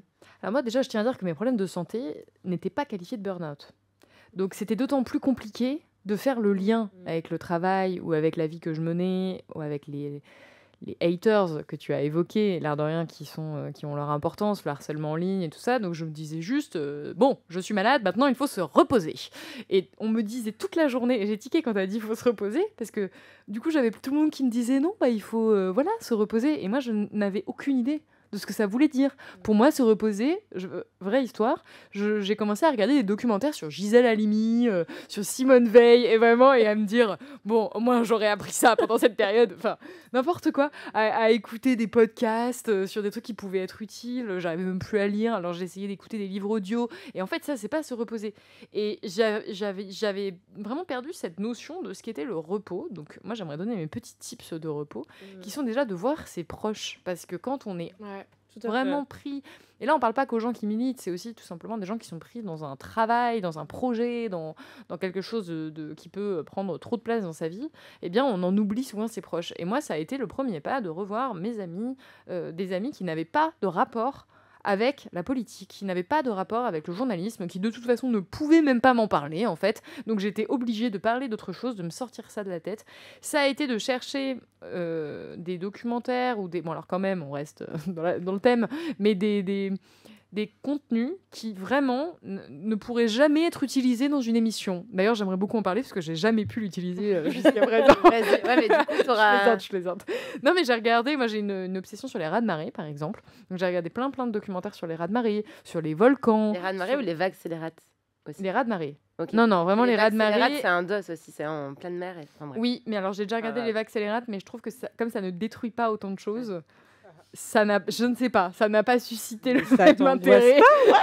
Les bateaux qui sont au milieu te remercient. Hein, je veux juste dire que moi, ma niche que j'avais trouvée de vidéos, c'était les experts d'extermination de nuisibles. Donc, j'avais des problèmes de cafards, de punaises de lit, je sais tout, les mythes et tout, je sais tout. Mais l'air de rien, moi je trouve que ça fait partie du repos parce que c'est des choses qu'on sait en le consommant, qu'on le fait par pure curiosité et que c'est quelque chose qu'on ne pourra pas utiliser même dans un dîner. Dire qu'on est passionné de raz-de-marée, c'est très étrange, donc on peut même pas le réutiliser, et c'est en ça que je trouve que ça participe à cette inutilité, si ce n'est celle d'assouvir une certaine curiosité. Moi j'ai vraiment le même truc sur les volcans, et j'ai fait ça. Et après tu as parlé de faire à manger, refaire des choses du quotidien, et là encore on a tendance parfois à l'oublier. Moi pendant longtemps je cuisinais pas, ou je mangeais n'importe quoi, je mangeais des bouts de pain, je faisais pas attention à ça, et juste de prendre le temps de refaire bien des choses du quotidien, de changer ses rideaux, de faire des trucs qu'on est censé faire depuis longtemps. Et bien moi je trouve que ça participe du repos, tant qu'on n'en fait pas trop un truc obsessionnel ou trop utile, mais de vraiment prendre le temps de faire ces choses-là. Et peut-être que j'étais la seule à pas savoir me reposer, mais en tout cas moi ça m'aurait été utile qu'on me dise ça. Oh, t'inquiète. Grâce, toi tu as beaucoup écrit sur la linéarité du temps, pardon, excusez-moi, je n'ai pas bu assez de ginger beer. C'est-à-dire que tu as écrit Jeune fille modèle, donc tu reviens sur des épisodes autobiographiques. Dans Est-ce que tu as faim, c'est à nouveau quelque chose lié à ta famille. Tu reviens beaucoup dans des moments où en fait tu te parles. Quel conseil justement tu donnerais à une plus jeune Grace par rapport au fait de s'économiser peut-être ou en tout cas de pouvoir gérer toutes ces sphères de vie? Quel conseil tu donnerais en ayant plus vécu? Ben moi, j'aimerais dire à cette jeune fille que de mettre beaucoup plus l'accent sur le mot plaisir, plus que sur le mot utilité, que j'utilise beaucoup trop dans mon vocabulaire. Parce que moi, j'ai plein de lectures politiques. Et c'est très bien. Et je pense que d'ailleurs, il y a plein de gens qui devraient avoir des lectures politiques qui n'en ont pas. Hein. Mais la question de la lecture plaisir, elle doit être hyper importante. Des fois, je me demande, qu'est-ce que j'aurais envie de lire? Je ne sais pas. Je ne sais pas quelle autrice j'aurais envie de lire. Des fois, je me demande, qu'est-ce que j'ai envie de manger? Je ne sais même pas ce que j'ai envie de manger. Je vais tester un nouveau truc parce que c'est nouveau, ou ou un tel m'a parlé de ça, ou j'ai une copine qui a ouvert un truc, je vais y aller. Et en fait, tout ça, c'est presque par devoir. Enfin, pas par devoir, mais tu sais, par utilité, en fait, quoi. Et j'essaye de chasser ça et de me dire, mais moi, en fait, qu'est-ce que moi... Un truc qui n'a de sens que pour moi. Et qui va venir avec moi? et qui va s'embarquer dans cette aventure? Mais vraiment, le truc de la lecture où, tu sais, je suis dans un lit, j'ouvre un truc et je vais pas pouvoir m'en servir, comme tu dis. Je pense que c'est une quête même, tu vois, pour moi, de me dire, je veux prendre ce temps-là qui ne va servir qu'à moi et je sais même pas s'il va me servir, tu sais, autre que par le moment même. Et c'est du recentrage et c'est prendre soin de soi. Et vous êtes toujours dans Tunnel. Bienvenue si vous nous rejoignez. Je suis ce soir avec mes superbes invités, Grace Lee, Salomé Saké, Kiyemis et Elvire Duvel-Charles. Des noms que je vous encourage à aller vite taper sur Google si vous ne les connaissez pas encore. Ce qui signifie que vous étiez bien loin de là où il fallait être ces derniers temps. Et ce soir, nous parlons de productivité. Et j'aimerais beaucoup discuter avec vous, nous arrivons sur un peu la fin de ce tunnel, des notions de réussite et échec. Qu'est-ce qu'échouer dans une société qui ne voit que par la productivité? C'est le bac de philo ce soir. Hein. Ouais. Je vous donnerai les appréciations après. POV, j'ai eu défavorable au bac. Voilà. Et maintenant, je présente une émission sur vous, c'est cool.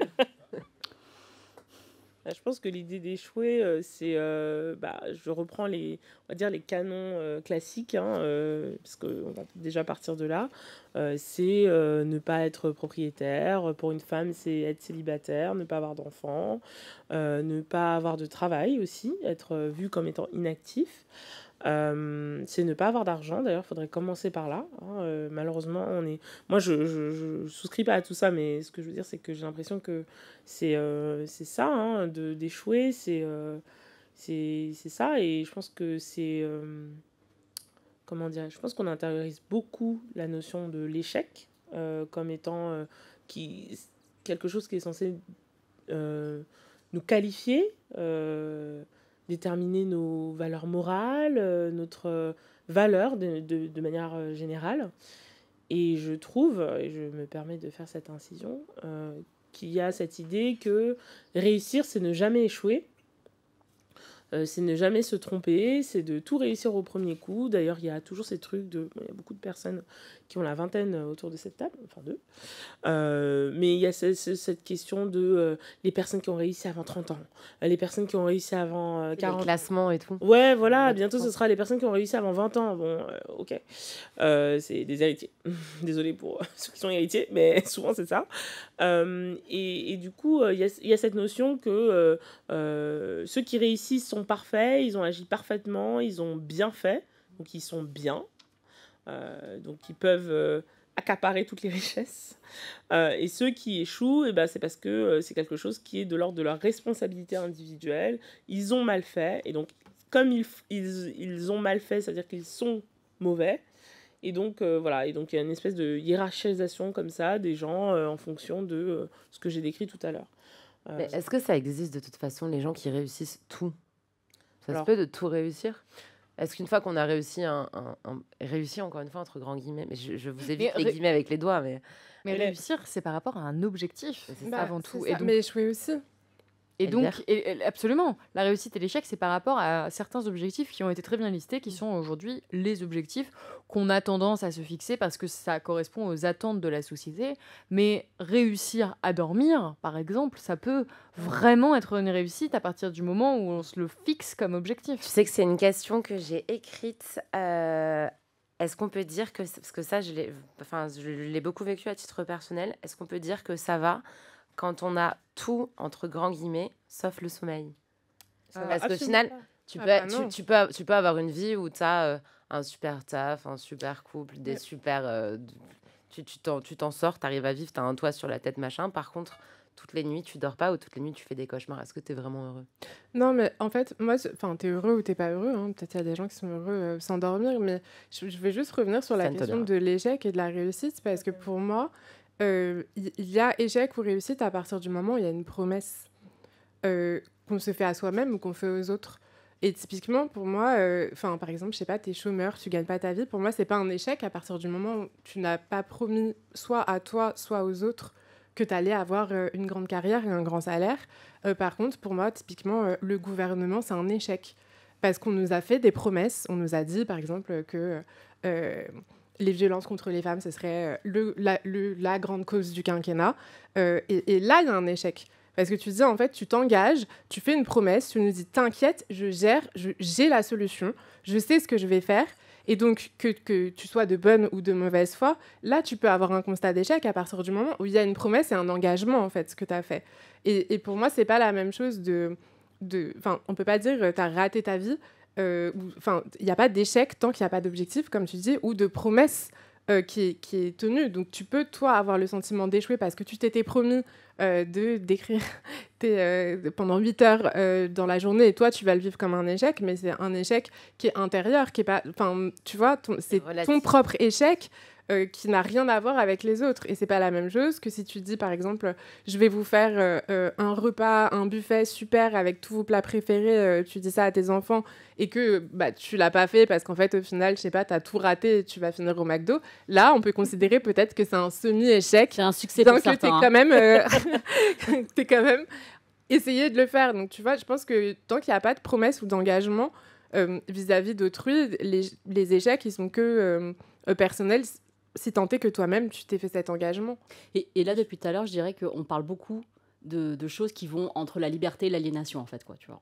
On parle que de qu'est-ce qui te rend libre, qu'est-ce qui te contrôle. Et la productivité, c'est ça. C'est vraiment le où tu te places, qu'est-ce qui te sert à toi et qu'est-ce qui sert aux autres, qu'est-ce qui te dessert et qu'est-ce qui dessert la société dans son ensemble, qu'est-ce qui va être retenu. Et en fait, ça, c'est des équations personnelles. Bien sûr, mais en plus... c'est un succès quand c'est une équation personnelle et que tu arrives à mener. Mais ce qui est passionnant dans le fait aussi de vous réunir, c'est que vous êtes toutes des personnes très engagées. Et là, tu parles de liberté. En fait, le but de nos luttes, c'est de nous rendre collectivement libres. Le problème, c'est quand on vient s'emprisonner individuellement dans ces luttes et justement sacrifier tout le reste des pans de notre vie pour celle-ci. Je pense que c'est aussi important de rappeler que différencier la réussite et l'échec, ça n'a aucun sens. Je peux prendre, et là je vais prendre des exemples de lutte collective, et puis ensuite je peux aller dans l'individuel, on va faire dans l'autre sens.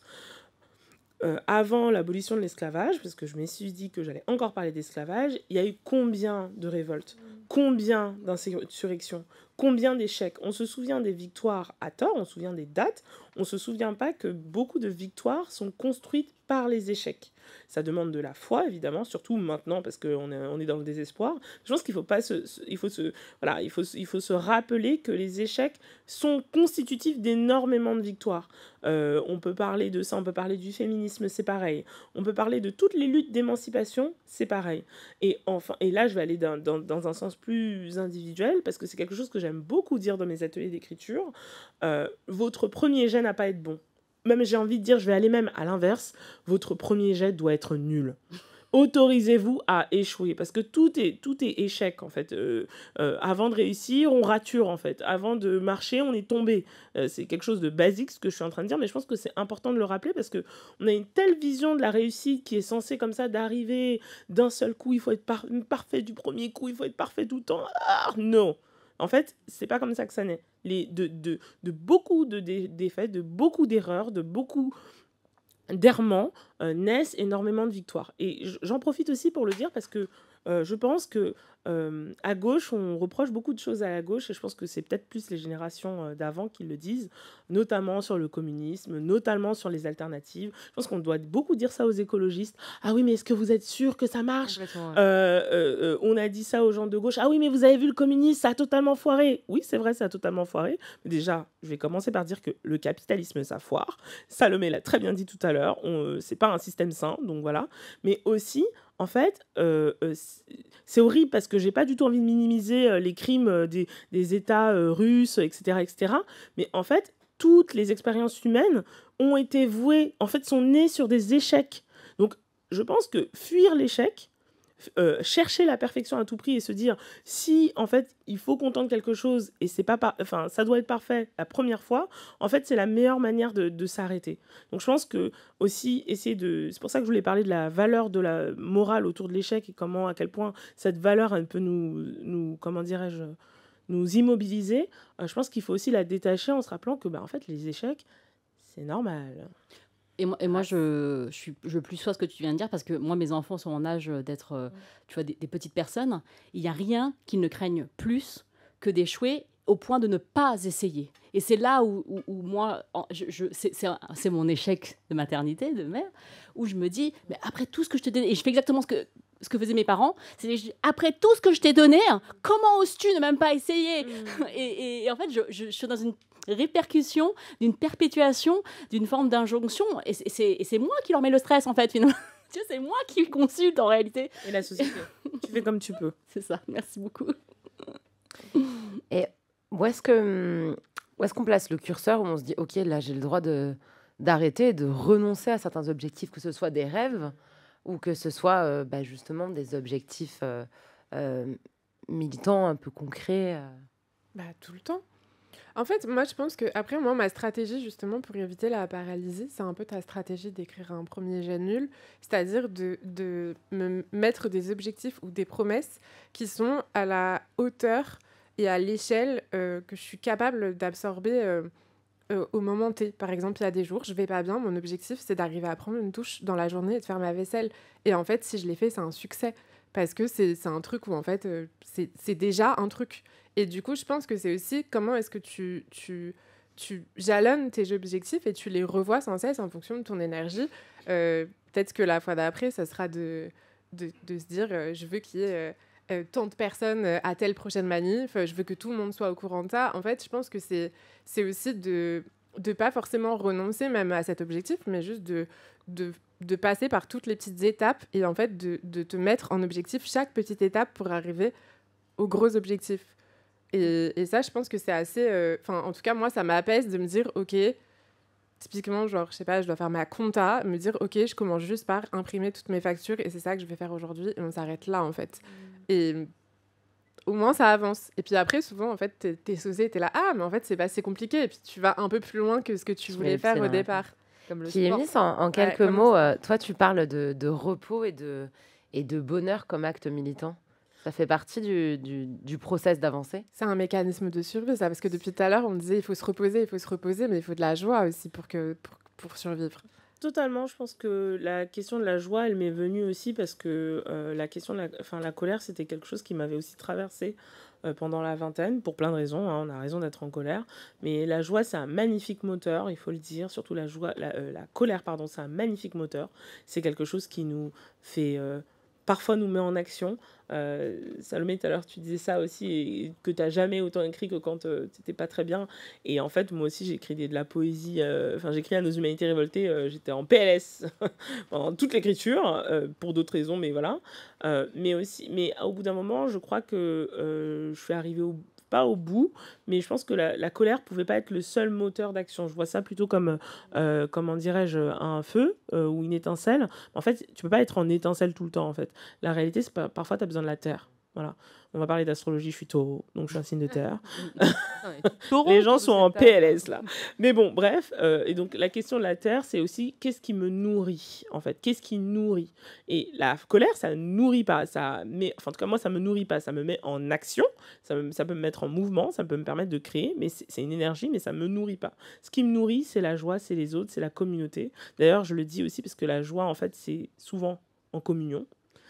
C'est quelque chose du groupe, que ce soit en soirée, que ce soit dans des mariages, que ce soit en manifestation. La joie, c'est la connexion. La joie, ça nous sort de nous-mêmes, en fait. La joie, c'est miraculeux. Et la joie, ça nous réveille. Voilà. Donc voilà, tu avais dit en quelques mots, bon, c'est un peu un échec, mais c'est pas grave, j'accepte les échecs. Donc voilà, pourquoi la joie? Parce que en fait, j'avais besoin d'autres choses, besoin d'autres bouées. Je pense qu'on peut avoir tout un répertoire de baumes, outils, armes pour continuer à vivre dans ce monde. Et merci d'en donner aux autres aussi, d'en distribuer aux autres, la joie, par ton travail. On va prendre les questions du public que Juliette a collectées. On va pas en prendre beaucoup. Je les ai, comme ça évite de trop déborder au niveau temps, car il ne reste que 8 minutes à ce tunnel. Mais on va faire un jeu, c'est que vous allez devoir répondre en moins d'1 minute quand je vais vous poser une question. Pourquoi tu me regardes en disant ça? Je sais, non, j'ai regardé vers vous. J'aurais pu regarder là aussi. Non, j'aurais pu regarder là aussi. Alors, une question d'abord de Valentin pour Salomé. En moins d'1 minute. Tu es très suivi sur les réseaux pour une journaliste. Cette popularité numérique influence-t-elle ta façon de travailler dans les médias ou de vivre ta vie perso de manière générale? Alors, la vie personnelle, oui. C'est marrant, on en parlait tout à l'heure. Ça m'est arrivé quand même plusieurs fois de vivre des moments pas très sympas dans un café et en fait la personne à côté de moi connaissait mon travail. Bon, voilà, J'adore ce que tu fais. Ouais. c'est pas très agréable. Enfin, parfois c'est pas simple, mais globalement c'est quand même sympa et ça donne beaucoup de force quand les gens viennent vous voir dans la rue ou en vrai et donc ça c'est le point très positif. Et ensuite sur la manière dont ça influence le travail, oui, ça influence mes prises de parole. Je suis beaucoup plus prudente, je suis beaucoup plus attention depuis qu'il y a ce niveau d'exposition là. Et malheureusement, j'ai aussi réduit le contact que je pouvais avoir. Avant, je discutais beaucoup avec des inconnus ou des personnes qui me faisaient des retours. Aujourd'hui, je le fais moins, tout simplement parce que je regarde moins mes messages, je regarde moins les commentaires, même si j'essaie, parce que la haine en ligne prend quand même beaucoup de place et c'est une question de santé mentale que de se protéger de ça. J'arrête là pour respecter le timing. Nous passons à une question de Zoé. Peut-être, Grâce, tu veux répondre. Est-ce que tu te souviens d'un moment clé où tu t'es rendu compte qu'il fallait prendre le temps de s'arrêter? Je ne sais pas prendre ce temps-là, mais je pense que c'est important de le faire. C'est comme le renoncement. Je ne sais pas s'il faut que je persévère ou si je dois cesser d'être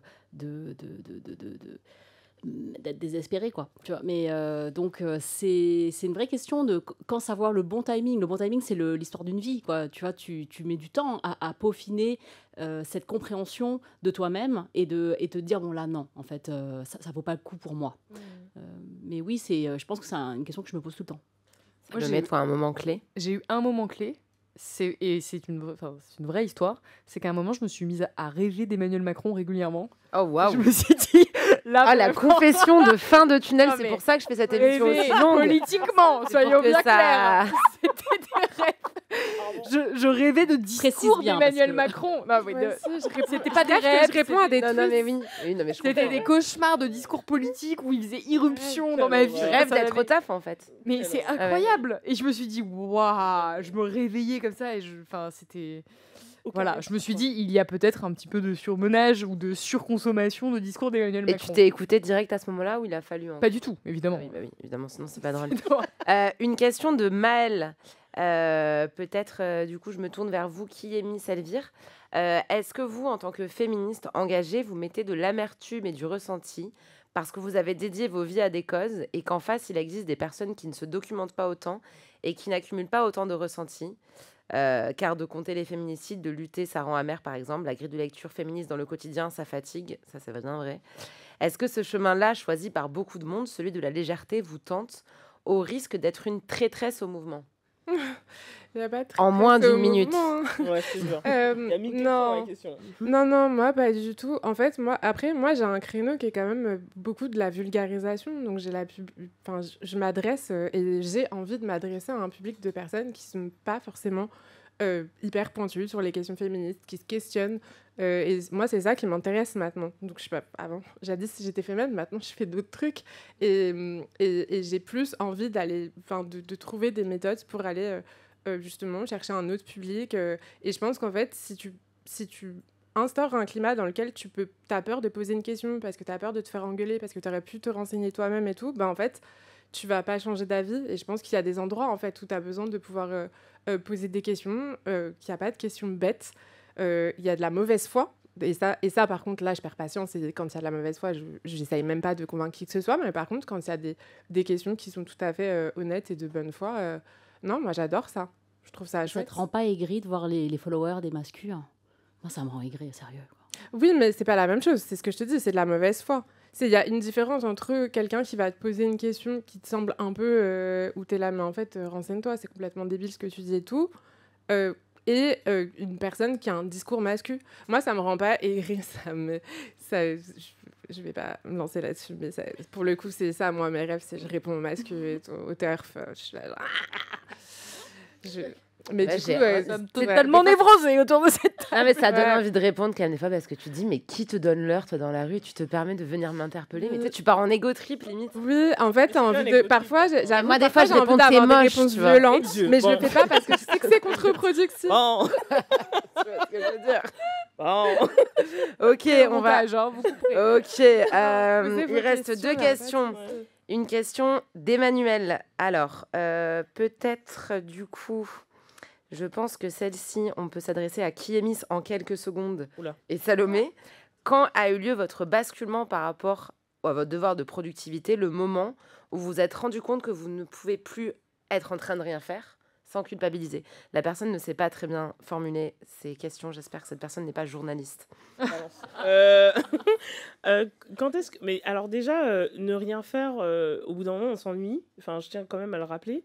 Donc, j'ai jamais eu le moment où je me suis dit que je pouvais rien... Enfin, que je suis pas encore arrivée au stade où j'ai tellement de temps pour me dire, ah là, je culpabilise. Par contre, la question d'être traîtresse, je pense que c'est une vraie question. Je vais essayer de faire court. Encore une fois, je pense que la question d'être traîtresse, c'est aussi un truc d'ego. Quand on se souvient qu'on n'est pas seul, quand on se souvient qu'il y a plein d'autres manières, on peut recycler nos manières de s'engager, ça nous permet aussi de gérer cette peur du vide, cette peur de manquer de visibilité ou manquer d'action, ou voilà, ou manquer aussi à la cause. Donc, je pense qu'il faut se recycler. Et je voulais parler aussi tout à l'heure, et je vais faire très très court pour dire que pour répondre à l'amertume, parce que moi aussi des fois j'ai le seum, faut le dire, ma réponse c'est évidemment la joie, mais c'est beaucoup la création. Écrivez, lisez de la poésie, allez danser, et voilà, et l'amertume elle s'envole. Je reviens, Salomé, sur la question du coup posée par Emmanuel. Le moment où tu as eu un basculement, où tu t'es rendu compte que tu pouvais plus en fait te poser, rien faire sans culpabiliser, c'était... Ah ben moi, Quel ça a clairement été des problèmes physiques au point où je ne pouvais plus du tout travailler. Donc en fait, j'étais alitée et je voyais bien que ça m'était profondément insupportable et je me suis posé du coup beaucoup de questions depuis. Mais là, elle demande le contraire, non? Non, c'est le moment où Ah, tu je te rends pensais que compte c'était quand tu peux t'es plus, reposé oui, et moi que aussi, tu je pensais disais que c'était qu'il ça. fallait que tu passes à l'action. J'ai mal compris. Et j'ai une toute dernière question pour Grâce, une question de Valentin. Est-ce qu'en travaillant avec Rokhaya, parce que donc tu co-animes Kiffe ta race avec Rokhaya Diallo, tu t'es rendu compte qu'il pouvait y avoir des similitudes entre vos deux cultures maternelles qui s'opposeraient en fait à la culture occidentale sur la question de la productivité? Et bien ça, Valentin, c'est exactement pour ça qu'on a créé le podcast. C'est parce qu'on s'est rendu compte qu'on n'avait pas du tout le même parcours, mais qu'on partageait des expériences qui révélaient un mécanisme qui était le même, le mécanisme raciste, mais qui est similaire à tous les mécanismes d'oppression qui altérisent, qui essentialisent, qui rejettent. Et en comparant nos vécus, on s'est dit, ah mais en fait, il faut trop que... Enfin, moi, j'apprenais d'elle et je trouvais ça formidable de pouvoir en parler publiquement. Maintenant, c'est une personne qui travaille dans l'info, comme Salomé, comme vous peut-être dans cette salle. Et en fait, elle est au courant de tout. Et donc moi j'ai une question aussi pour Salomé pour finir. Ah ben vas-y. Allons-y. C'est comment Notre interview. Donc, moi, la question que je redoute de Rokhaya, c'est est-ce que tu suis telle histoire sur les réseaux? Et là, je suis là, oh, je google vite, mais bien sûr, je suis extrêmement au courant. Et donc, est-ce que toi, tu suis tout? Et qu'est-ce que ça te fait? Oh mon Dieu. Ah, mais j'avoue, c'est horrible en fait. C'est ton horrible. métier. Alors, oui, Ils sont mais accros à tout suivre. Après, je pense que c'est une question aussi de passion. C'est que moi, je suis à la base extrêmement intéressée par l'actualité et que même si je n'étais pas journaliste, je pense que je le suivrais beaucoup. Après, j'ai des tendances obsessionnelles aussi sur certaines histoires et c'est pour ça que moi, je pose beaucoup cette question. T'as suivi ce dénouement dans cette affaire politique que personne n'a suivi, en gros, à part quelques journalistes. Et je pense que c'est aussi ça qui est une qualité dans mon métier. C'est que quand on est journaliste, être obsessionnel, c'est précisément ça qui fait que parfois, on va pouvoir sortir certaines choses. Donc ça, voilà, c'est le bon côté. Ce que ça me fait, je pense que c'est négatif globalement parce que l'actualité n'est pas reluisante. J'ai essayé de le transformer en positif en produisant quelque chose que j'estime, que j'essaie en tout cas que ça soit utile et que ça ait eu voilà, une utilité.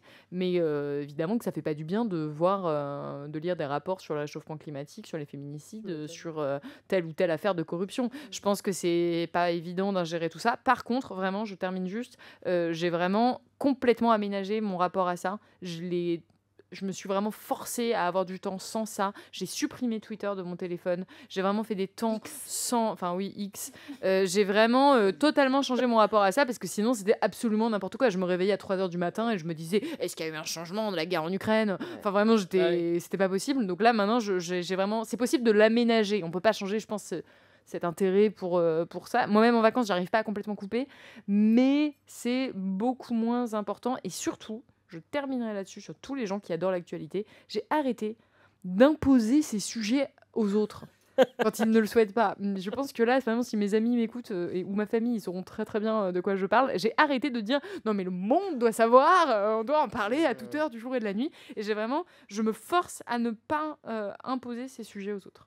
Mais ce qui est très important dans ce que vous venez de dire aussi, c'est que il y a ce truc, et ça rejoint la question qui a été posée du coup par Maëlle dans la salle sur les lunettes du féminisme. C'est que le problème, c'est qu'avec nos métiers passions qu'on fait toute la journée et notre engagement, machin, ça devient nous. On en a parlé pendant toutes ces 2 heures d'émission. Et au moment où on veut faire une pause, on ne peut pas faire une pause d'être nous et de notre lecture du monde. Et à titre très personnel, il m'arrive d'en arriver à des stades où je ne supporte plus d'entendre parler des informations. Je ne supporte plus de voir du sexisme, du coup, ce qui est un peu contraignant au quotidien.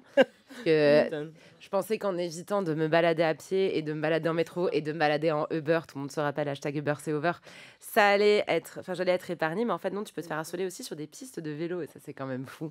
On adore Paris. Tu transpires et tu te fais harceler. Vraiment. Mais il faut nous envoyer les inspecteurs du travail en fait. C'est ça en fait. Chacune d'entre nous doit avoir un inspecteur du travail qui lui dit mais en fait là c'est pas légal. S'auto-exploite. Mais en tout cas, je pense que là, ce qu'on peut retenir de cette discussion entre personnes ayant été ou étant toujours addictes au travail et à la productivité imposée par des rythmes parfois imposés toute seule, en fait, finalement, c'est de se ménager du temps pour soi, du temps improductif, de voir ses proches et de s'autoriser parfois à couper. Je vous remercie en tout cas pour cette discussion, toutes les 4. Des applaudissements, s'il vous plaît. Merci, Anna. 4 invités merveilleuses. Merci. Où est-ce qu'on peut vous suivre, les 4? Où est-ce qu'on peut vous suivre et quels sont les projets dont vous aimeriez faire la réclame? Moi, on peut me suivre sur Instagram, Elvire Descharles. Et on peut me retrouver au Majestic Bastille. La dernière de Tonnerre, c'est le 19 juin à 20h. C'est un film qui s'appelle Angel 69 sur la santé mentale des personnes trans en Colombie. Et après, on fera la rentrée en octobre. Donc, pour avoir les infos, on peut me suivre sur Insta. Merci beaucoup, Elvire. Qui est Miss? Eh bien, je viens de sortir un roman qui s'appelle Et refleurir, qui parle de rêves insolents et de femmes arrogantes, donc qui est sorti aux éditions Philippe Ray. Là, je suis finaliste du prix Orange du Livre. C'est incroyable. Donc, si vous voulez aller voter, n'hésitez pas. Et puis sinon, je fais des ateliers d'écriture à l'école d'écriture Les Mots. Voilà, on parle de poésie. Merci beaucoup, qui est Miss? Salomé? Alors moi, je suis sur LinkedIn. C'est nouveau. C'est C'est même pas une blague. Vraiment, j'ai percé sur LinkedIn. Je sais pas ce qui s'est passé. C'est vrai ? Je comprends pas ce qui se passe avec ce réseau. Et vraiment, je me mets à aimer ce réseau. C'est une catastrophe. Donc, je suis sur LinkedIn, mais je suis aussi... Depuis qu'elle rêve de Macron. Je vais aller te follow. Moi, je la suis sur LinkedIn. Et peut-être surtout, non, en réalité, le réseau que j'utilise le plus, c'est Instagram. Il y a aussi TikTok maintenant, donc Salomé Saké, S-A-Q-U-E. Et j'ai écrit un livre qui s'appelle Sois jeune et tais-toi, qui est une réponse à ceux qui critiquent la jeunesse et qui est, à mes yeux, le travail le plus abouti que j'ai fait en journalisme, où j'ai vraiment essayé d'aller très loin pour démonter les clichés qu'on a sur les jeunes qui seraient paresseux, qui justement ne voudraient pas travailler, qui manqueraient d'autorité, et pour essayer de défendre un petit peu cette génération qui, je trouve, connaît bien des difficultés. Merci beaucoup, Salomé. Et Grâce ? Je suis sur Instagram, c'est @FrenchGrace, et donc vous pouvez retrouver le livre Est-ce que tu as faim, que j'ai coécrit avec Mélodie Hong aux éditions On ne compte pas pour du beurre, et tous les deux jeudis, Kiffe ta race sur votre appli de podcast, que je co-anime avec Rokhaya Diallo. Le prochain, c'est aujourd'hui, le numéro 111 avec Jean-Baptiste Fou. Merci beaucoup. Je vous remercie encore toutes les quatre. On va se quitter sur un son que j'écoute quand j'ai besoin de complètement me vider la tête, qui est un son de Parawan qui s'appelle Sundial, qu'Instagram d'ailleurs a bloqué dans les stories et dans les réels, et ça me rend complètement malade. Mais bref, pour l'instant, on n'a pas d'autre réseau. Et je vous remercie d'avoir suivi cette émission en entier. Pour moi, c'était un plaisir de faire cette première émission en direct. Je remercie vraiment très très fort les équipes, vous pouvez les applaudir. Et merci d'avoir suivi cette émission. Merci beaucoup, à la semaine prochaine, au revoir. Merci, Anna.